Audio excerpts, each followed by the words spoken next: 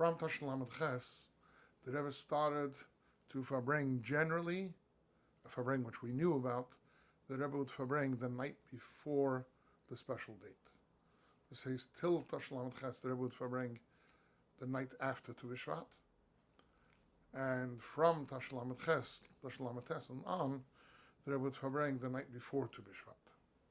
Push it easier, the Rebbe doesn't have to farbring right after the strain of being by the oil.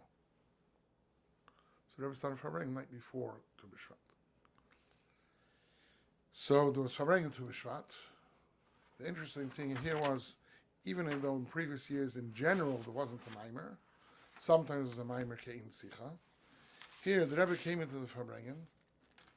That's a beautiful bowl of fruits. And the Rebbe moved the bowl a little bit so he could see Rabbi Yoel clearly, and he nodded to him as a siman they should start the Maamar Nigan, which was a big chiddush, a Maamar with a Nigan in the middle of a weekday farbringen. In those years, it didn't happen too often, except at the big Yom Tovim, at the Skislev, the Shvat, if it was the middle of the week, and other Yom of the Pagars, usually Tammuz.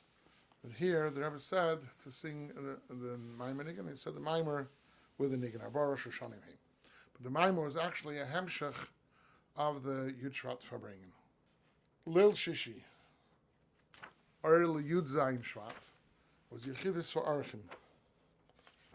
That was something which had started from Tafshin Mem Daled.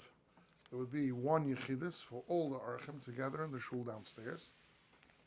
And the Rebbe would usually speak an inyan connected to Yud Shevat, or whichever Yom Tov it was, which we were celebrating.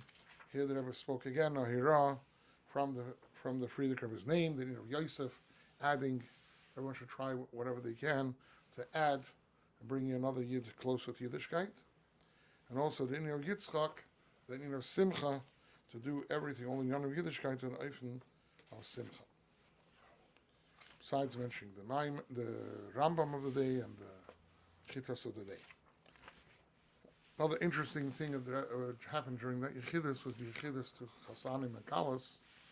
I think this is the only time that Rebbe mentioned it, that it's a minig Yisroel, that the Kala buys for the Chasan a Shas.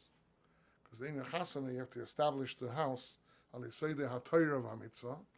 So the Yisayde HaTorah by extra learning Torah.